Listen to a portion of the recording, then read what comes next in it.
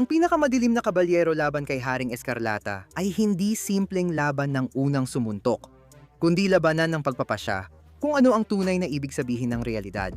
Isa sa kanila ay si Batman na tumatawa, nanalin lang ang mga Diyos at sinakop ang paglikha. Ang isa naman ay ang ideya na ang paghahari ay hindi maiiwasan. Walang mga bayani, walang reset button, kontrol lang laban sa bagay na palaging nagiging bunga ng kontrol. Sa huli, hindi lang matatalo ang isa, mawawala pa ang karapatan nilang umiral sa dating anyo. Sino ang magwawagi? Alamin sa Earth Negative 22, ang baliw na pananalasa ni Joker sa buong Gotham City ang nagtulak kay Batman na tuluyang mabaliw. Nilabag niya ang matagal na niyang paniniwala na huwag pumatay at binali ang leeg ng prinsipe ng krimen na si Joker para tuluyang tapusin ang banta nito. Ngunit hindi niya alam, naglabas ito ng espesyal na uri ng Joker Venom na nalanghap ni Batman, unti-unting binabago ang kanyang moralidad hanggang sa naging katulad na rin siya mismo ni Joker. Matapos patayin ang buong pamilya niya at buwagin ang buong Justice League, nagpatuloy siya sa pakikidigma laban sa lahat ng nilalang. Sistematikong pinapatay ang bawat lalaki, babae, at bata sa mundo. Ngayon, kilala na siya bilang ang Batman na tumatawa. Nagsisilbi siyang paboritong tenyente ni Barbados na naglalayong ilubog ang buong multiverse sa walang hanggang kadiliman, gaya ng ginawa niya sa mundo niya. Ang Batman na tumatawa ay literal na kapareho ng Prime Batman. Kahit sa antas ng biyolohiya, ibig sabihin, siya ay literal na kapantay ni Batman sa lahat ng aspeto. Mahusay at kamanghamanghang mandirigma siya na may iba't ibang kagamitan at gadget. Pero syempre, hindi pa rin siya naging katapat ni Wonder Woman at nagawa siyang patayin ni Wonder Woman. Pero ang Batman na tumatawa ay kasing talino at tuso rin ng totoong Batman. Pero wala siyang moral na gabay na pumipigil sa kanya. Ibig sabihin, may mga contingency plan siya para sa bawat sitwasyon. May mga contingency, sa contingency pa, siya si Batman, sa huli. Isa sa mga planong ito, nakatagpo siya ng Bruce Wayne sa multiverse. Na nakatagpo ng boton ng komedyante at nagpasya siyang pag-aralan ito, gumawa siya ng sarili niyang intrinsic field generator habang siya ay nasa kalagitnaan ng pag-eeksperimento. Si Batman na tumatawa ay ikinulong siya sa makina. At dahil sa aksidente, nagkaroon si Bruce ng mga kapangyarihang katulad ni Dr. Manhattan. Matapos niyang mabuo muli ang kanyang katawan. Ilang buwan matapos ang aksidente, nilobotomize siya ni Batman na tumatawa bago pa siya magkaroon ng omnipotence at itinago siya para sa panahon ng pangangailangan. At ngayon, ang kanyang mga tapat na tenyente, kasama ang tulong ng ilang masasamang Alfred sa operasyon, ay nagawang ilagay ang utak ni Batman na tumatawa sa katawan ni Bruce Wayne, na isang nilalang na purong enerhiya, nagawa nilang buhayin siyang muli. Nakuha niya ang mga kapangyarihan ni Dr. Manhattan sa proseso, kaya ngayon si Batman na tumatawa ay naging pinakamadilim na kabalyero na may mga kapangyarihan ni Dr. Manhattan. At ang lahat ng kapangyarihang ito ay sapat na para makuha ang atensyon ni Perpetua. At ngayon, sino si Perpetua? Maaaring tinatanong mo. Siya ay isa sa mga kamay mula sa mas mataas na Omniverse. Siya ang unang lumikha ng multiverse at siya rin ang ina ng Monitor, ng Anti-Monitor at ng World Forger. At alam mo ba si Perpetua ang literal na lumikha ng multiverse? Sa pinakamadilim na gabi, sila naglaban at natalo siya ng pinakamadilim na kabalyero sa laban na yon. Sinabi na ang kanilang sagupaan ay umabot sa lahat ng antas ng realidad, na ang mga kwento ng multiverse ay napupunit dahil sa kanila. Nanalo ang pinakamadilim na kabalyero sa laban at pinatay si Perpetua. Kaya oo, napakakapangyarihan talaga siya. Ang Scarlet King ay hindi lang basta isa pang halimaw sa SCP Universe. Siya ang dahilan kung bakit may mga halimaw sa isang multiverse na puno ng mga nilalang na sumisira ng mga mundo para lang sa katuwaan, mga Diyos, demonyo, cosmic na mga lagim, at mga nabubuhay na ideya. May dahilan kung bakit marami sa kanila ang naglilingkod sa Scarlet King o kaya'y tumatakbo palayo sa kanya. Dahil hindi lang siya makapangyarihan, siya ang nagiging resulta kapag ang sakit, galit at paghahari ay naging isang Diyos. Depende sa kwento na binabasa mo, ang Scarlet King ay kilala sa daan-daang pangalan. Harak, Karak, ang Crimson Khan, ang Pulang SA. Ngunit lahat ng iyon ay naglalarawan ng iisang nilalang. Konektado sa dugo, karangyaan, kalupitan, isang hari na ang korona ay gawa sa pagdurusa. Sa mga sinaunang kwento, nagsimula siyang maliit, hindi pinakamalaki o pinakamalakas na Diyos, kundi isang nilalang na gumagapang sa dilim sa ilalim ng puno ng paglikha, na hindi napapansin ng mga Diyos sa paligid. Doon nagsimula ang lahat.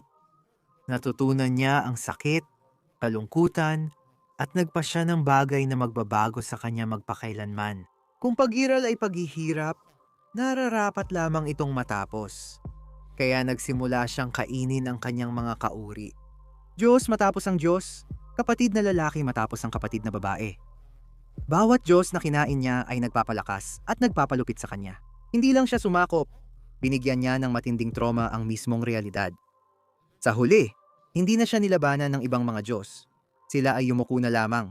Ganoon siya naging hari, hindi dahil sa tadhana, hindi dahil sa propesiya, kundi sa karahasang lubos na kahit ang mga immortal ay natutong matakot. Hindi namuno ang hari ng Eskarlata mula sa trono, kundi mula sa digmaan. Sumabak siya sa digmaan, pinupunit ang mga Diyos gamit ang kamay, ginawang libingan ang banal na kaharian. Hindi siya nagpapadala ng mga hukbo, siya mismo ang hukbo. Nagsimulang manginig ang mismong paglikha tuwing siya'y gumagalaw. Ngunit ang hari ng Eskarlata ay hindi lang nais mamuno, nais niyang wasakin. Tiningnan niya ang realidad. Nakita ang mga estruktura, batas at buhay na pilit binibigyan ng saysay. Kaya kinamuhian niya ito. Naniniwala siyang ang universo ay kasinungalingang gawa ng tao para takasan ng sakit.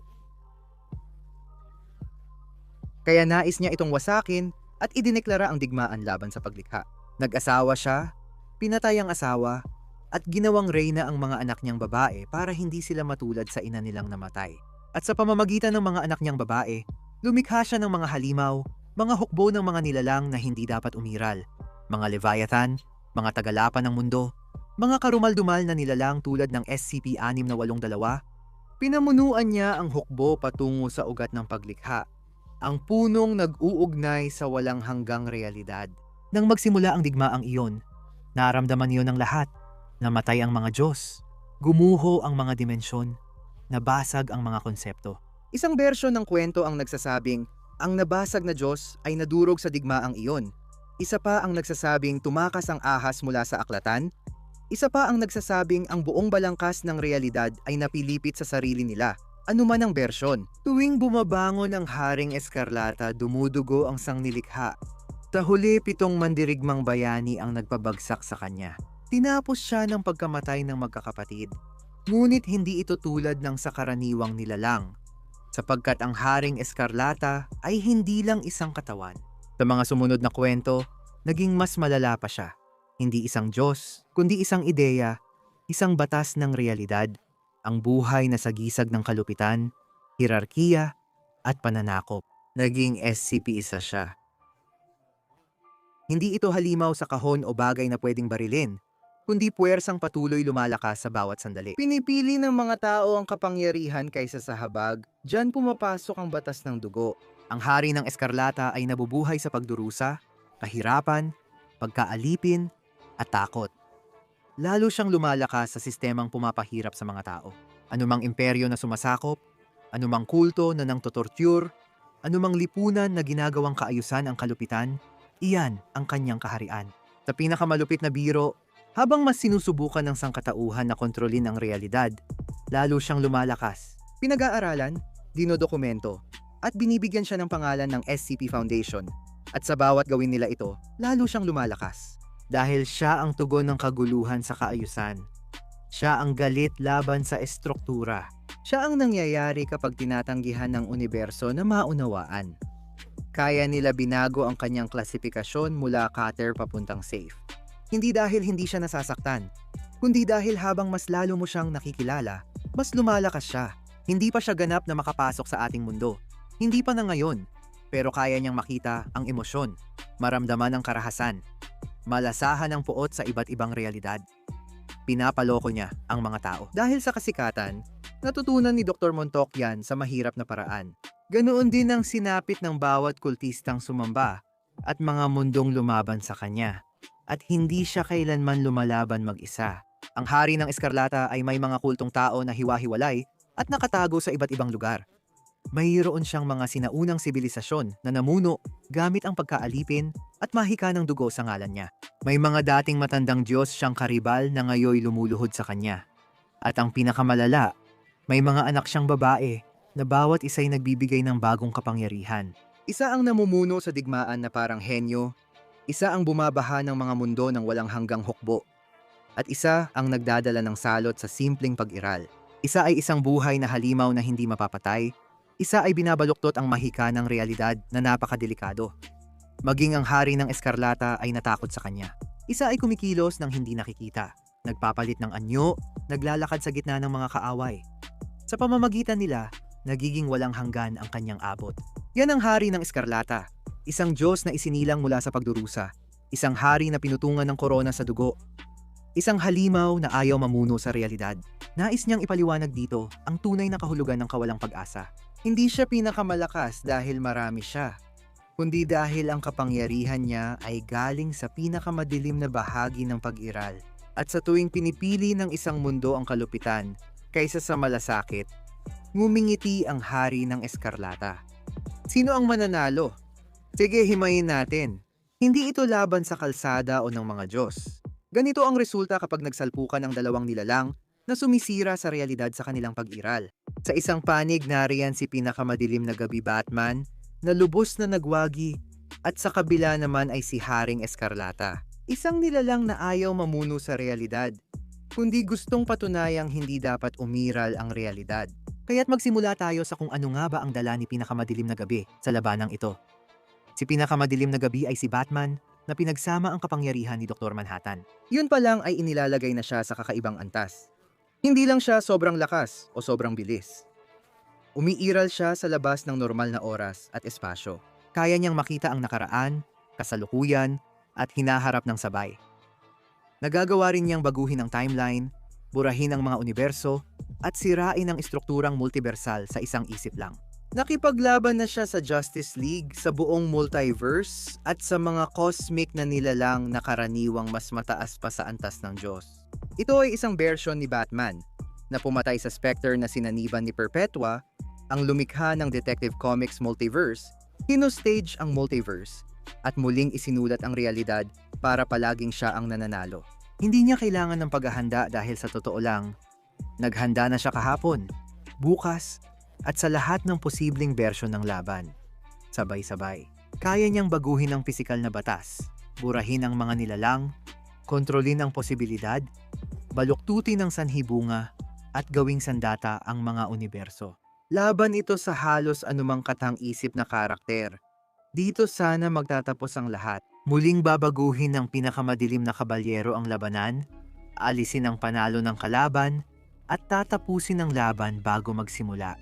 Sa simula, yun talaga ang nangyayari. Hindi nagmamadali ang pinakamadilim na kabalyero kay Scarlet na Hari. Hindi siya sumusugod o lumalaban. Ginagawa lang niya ang nakasanayan niya. Sinimulan niyang baguhin ang realidad.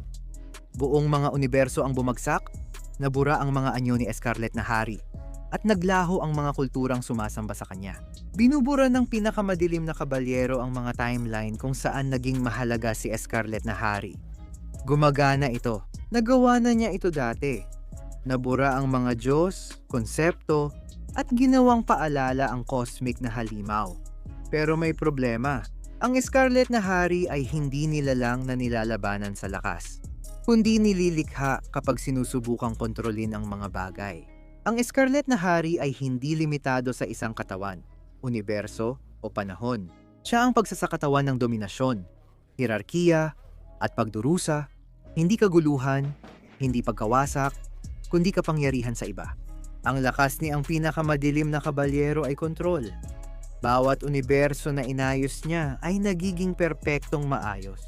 Lahat ay sumusunod, lahat ay gumagana, walang lumalaban. Iyan mismo ang pinanggagalingan ng lakas ni Haring Eskarlata. Akala ni ang pinakamadilim na kabalyero na siya ang panalo dahil mas tahimik, malinis, at matatag ang realidad. Hindi kailangan ni Haring Eskarlata ng mga mundong sumisigaw, kundi ng mga mundong hindi kayang lumaban. Bawat sistemang binubuo ni ang pinakamadilim na kabalyero ay lumilikha ng pinuno at ng pinamumunuan. Bawat muling isinulat na timeline ay mayroong herarkiya. Bawat kilos ng pagkontrol ay nagdudulot ng takot kahit na ito'y tahimik. Habang binubura ni ang pinakamadilim na kabalyero ang mga banta, hindi niya alam na pinapalakas niya si Haring Escarlata. Sa huli, napansin ni ang pinakamadilim na kabalyero ang pagkabulok. Hindi nagre-rebelde ang mga mundo niya, kundi nabubulok. Sumusunod ang tao sa utos pero walang saysay. Nagsisilbi ang mga Diyos sa kanya ngunit may galit. Maayos ang mga sistema pero nagdudulot lang ng kawalang pag-asa. Kahit gaano pa kaperpekto ang kontrol niya, palaging nauuwi sa paniniilang realidad, kaya lalo pa siyang humihigpit. Sinikap niyang burahin mismo si Scarlet King. Hindi ang mga avatar, tagasunod, kundi ang mismong konsepto nito. At diyan natalo si Darkest Knight dahil si Scarlet King ay hindi isang bagay na basta mo na lang mabubura. Siya ang nagiging anyo ng ganap na paghahari. Kung buburahin mo siya, buburahin mo ang hierarkiya. Kung buburahin mo ang hierarkiya, mawawala ang kontrol. At kung buburahin mo ang kontrol, titigil sa pag-iral si Darkest Knight bilang kung ano siya. Si Darkest Knight ay sanay mag-adjust kasi ganoon talaga siya. Sinusubukan niyang itali si Scarlet King. Lamunin siya. Gamitin siyang panggatong sa loob ng kanyang sistema. Pero bawat pagtatangkang ikulong si Scarlet King ay lalo lang nagpapalakas sa kanya. Dahil bawat hawla ay dominasyon, bawat utos ay herarkiya, bawat sistema ay pagdurusa. Hindi na kailangan umatake ni Scarlet King dahil ang imperyo ni Darkest Knight na ang gumagawa ng trabaho para sa kanya. Ang realidad ay nagiging isang perpektong estrukturadong impyerno, epesyente, tahimik, masunurin.